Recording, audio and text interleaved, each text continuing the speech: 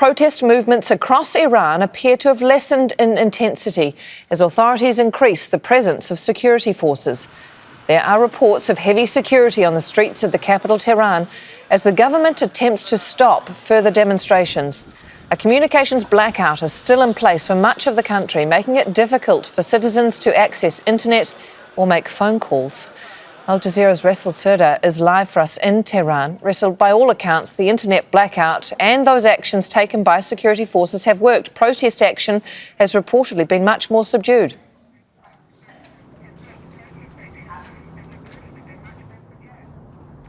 Indeed, now we see that there is a total internet blackout here. Some of the local official websites and applications are working, such as ordering food or a cab.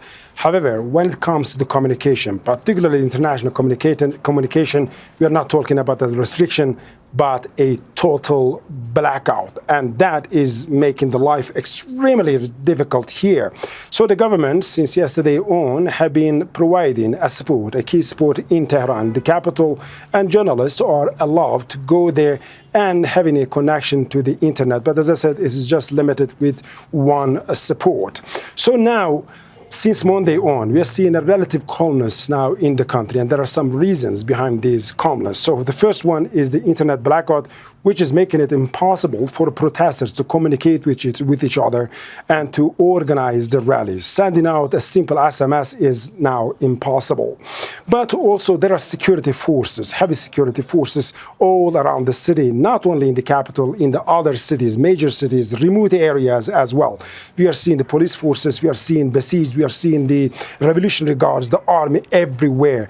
And all the security measures in front of the state buildings, the public buildings are also doubled, in some cases maybe tripled. Another one is the violence. So now protesters are not feeling safe. Since the protesters have started, more than 100 security forces members have been killed and hundreds of civilians also were killed. And the government is saying that some of the protesters are armed and they are randomly killing people. So now it doesn't feel safe. And also one of the latest information that we have just received, now the government is confirming that 3,000 protesters have already been arrested, including some key leaders of these protesters. And that is also another reason that we are seeing such a relative calmness in the country.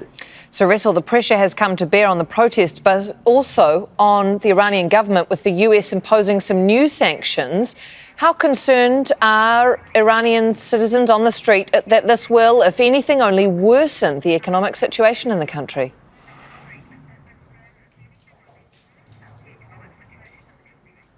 Indeed, just let's remember that what has triggered this widespread protest in the country was the economic hardships that Iranians are facing on daily basis.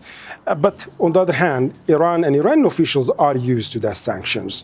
So we have seen now 12 people have been sanctioned, just newly. However, the key figure that is Ali Larijani. Ali Larijani is a key figure of the establishment in Iran. He is now the secretary of the Supreme National Security Council, which is the top security body in the country and directly report to the supreme leader Ali Khamenei.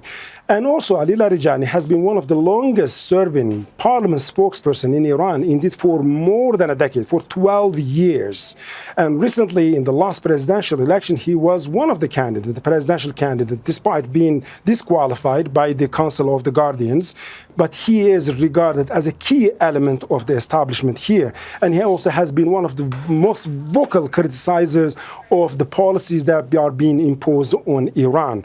So now, what will be the effects of these new sanctions on the Iranian individuals, particularly key figures, is that it is going to further isolate Iran and definitely remarkably restrict the mobility, particularly when it comes to the international travels of the top-ranking Iranian officials. Resul Serdar, thank you very much for joining us live from Tehran.